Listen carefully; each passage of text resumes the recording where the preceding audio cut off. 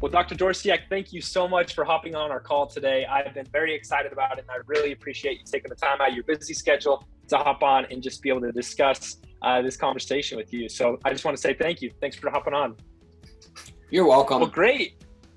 So Dr. Dorsiak, you're practicing out of Sarasota, Florida. Beautiful area, by the way. I'm sure it's stunning right now in the springtime.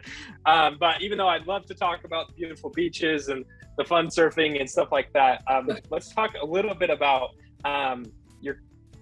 this conversation around associateships. Okay, so a couple years back, you were in a state where you were starting to consider bringing on an associate. So if you wouldn't mind just kind of explaining to me that state of mind you were in and why you decided to reach out to Bob for help instead of just doing it yourself. Well, first, Brian, you have to recognize that there is room and time to get an associate. You're busy. In fact, there's an old saying that Yogi Berra had, that restaurant is so busy, nobody goes there anymore. So you want to create access to care, and it gets beyond what you can deliver. So you know what, that's the time where you need to expand your practice. Now, the challenge you have is an associateship is like a marriage. Outside of your own marriage, you have to have somebody that you have to live with every day and develop and blend your ideas and thoughts together. So when I first started dating per se, and we interview a bunch, we even hired a few associates, but it was more like what you do when you date. You don't do a lot of research. You base it on emotion, and you soon find that maybe you weren't compatible. So it was about at that point that I knew I needed to reach out and hire a professional like Bob, so that somebody could really help me to develop the kind of person I want that really was with the kind of practice philosophy I have. And so that's where I have to give a lot of credibility to your organization, because you take the time to find that right fit. Yeah, no, I appreciate that. It's funny that you say it's like a marriage, because that's literally how we approach it. We say we are preventing dental divorces and forming new dental marriages every day. That's what we do, because you really have to do it in that lens. Okay, so if I can step back into those shoes where we've had a few associateships come and go. They didn't fit for whatever reason. We thought they would be great, and then something happens and it's time to move on. And that life cycle is very common. Lots of dentists experience it. In fact, the associateship failure rate in dentistry is 75%, meaning 75% of associateships fail, and that's even within the first year. Okay, so it's just this thing that people were just used to. Right, we're just used to, we'll find someone, it'll work out, and may not. It is what it is. So, Brandon, the reality is, I think you're on to something. When you said they fail within the first year, that was the other strength of Bob and your organization, because you stayed with me during that first year. So when you did develop the crisis or the lack of compatibility, you had somewhat of a marriage counselor to help bring you back together. Without somebody like Bob, you don't have that ability to be brought back together, and you find yourself soon drifting apart. Yeah, exactly. And there's lots of reasons that happen in dentistry. I mean, I'm sure we could list a whole bunch of why what we call molehills turn into mountains, but it is super valuable. And we'll get into this in just a little bit, but our process is exactly that. We are matchmakers in the beginning, priests in the middle, and then marriage counselors in the end. We really see the whole marriage all the way through. So we're in that state. We reach out to Bob, and tell me a little bit, how was that process for you? If you could step back in that experience and walk me through, what were some of the steps that were important to you? What did you find value? And just kind of, how was it just going through the process of going through our methodology of finding your new associate? I think a lot of it, the stress was taking off of me. I wasn't responsible for having to do all the interviewing and all the compatibility and all the knowledge. So I think that was a big one. The other one, I felt a sense of relief and comfort that you knew that help was on the way, because you felt like you were floating in the middle of the ocean with a life preserver, just hoping that some boat would come up to you and that would be your associate. And where this is more of an intentional process, and it's a very warm, inviting process. What was scary for me at the beginning, trying to find somebody, not knowing how to find somebody. I think you had all the answers. So you are very much the professionals for hiring the professional.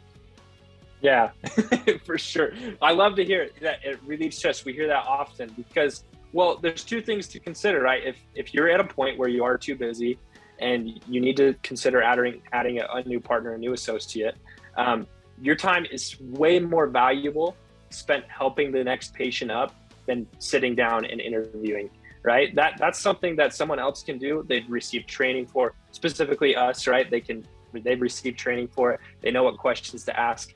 Another one of our clients said they knew what questions to ask and I didn't have to worry about it because we do interviewing all day, every day. And so we know how to filter out and start to narrow in on what we call that ideal candidate, right? We really are starting with beginning with the end in mind, because before we even start interviewing, we sit down with you, right? And we discuss what's important to you, what's not important to you, what are like givens, what are wants, and how do we find this person? So we get the associate. Now it's time to the marriage counseling phase. How was that? What value did you find in that? I know you mentioned it earlier, but if you could give us even some more detail, that'd be helpful. Well, I think what your organization allowed me to do was to ask the tough questions. You know, I'm the type of guy that maybe I would rather tell you a joke than to really ask you a tough question about, you know, what is your practice philosophy or you know, how many hours do you expect to work? So Bob got to know my personality, and from that, he reflected my personality, but he also was able to ask the hard questions that really could uncover more knowledge about the candidate. Yeah. And then to have them come on board, and then you have, you know, us staying engaged to work through some of those problems. Because, you know, I don't know if you're married. I've been married for 5 years, and it doesn't matter. There's still going to be fights. There's still going to be disagreements. We're going to find something to get upset about. Even though I love my wife and I may love my partner and my associate, there's going to be problems that come up.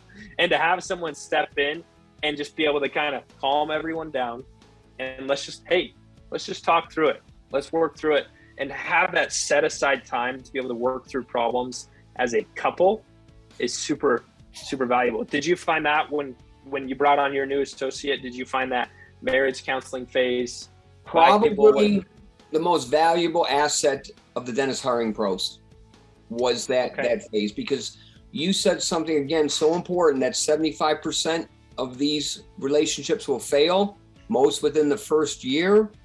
If you don't start coming together in that first year, that's when you start growing apart. And so my associate, we had those trying to get used to each other, and Bob was right there to bring us together to help us walk step in step. I would even challenge myself to say that without you and Bob, this associateship may have failed. Because there were things we discovered when we first working, and you raised another good point. I'm doing dentistry most of the day, so I don't have time to kind of mend these relationships or find out what was wrong. But Bob took the time to say what's happening, what do we do, and most importantly, what is the solution? It seems that once you gain momentum and you start working together and the culture becomes the same, that's when you can roll now with your associate and then recognize him as a potential partner. But I would challenge anybody watching us to say that the value is not only in finding the associate, but in developing and maintaining the associate. Oh, absolutely. I think you hit the nail on the head. So thank you. Thank you, Dr. Dorsiak. Now let's go to the present day. What are the results that you've seen from bringing on that right associate and then working through the partnership? I mean, working through the associateship. What results has your practice seen because of this? Oh, a tremendous increase in productivity. We share the same culture. We now are more like partners than we are associate, senior doctor. We function as a team. We share cases. It was like once you were able to find the associate and then we then developed the associate, everything became a self-fulfilling prophecy. Yeah. It's like you have that new marriage, right? Honeymoon phase. It's exciting. We're going to take on more patients. We're going to be able to serve people. And then something happens, right? Where maybe the new associate did something weird with the patient, or they diagnosed something that I would have diagnosed, or whatever it was, right? And it kind of creates this little tension. And then once we work through those tension, we figure out how to solve problems. It's like rocket fuel for your practice. And it relieves stress, it builds partnership, camaraderie builds. And therefore, what matters most is that the patients are being served even better, and that they have more opportunities to get in, and you can see new and serve more patients. And right now, I want to re-stress that importance there. I have an oral surgeon, really good buddy and colleague, who's gone through 3 really good associates because he wasn't able to blend them into his culture. If he had somebody like you on board, these 3 were good practitioners, but they just couldn't gel and blend with the practice. I was convinced that if he had you on board, they would still be associates or partners in his practice. Yeah, well, I appreciate that. Well, Dr. Dorsiak, thank you so much for your time. I know this call has been brief, but it's been super impactful for me just to be able to hear more about how the experience was from your perspective.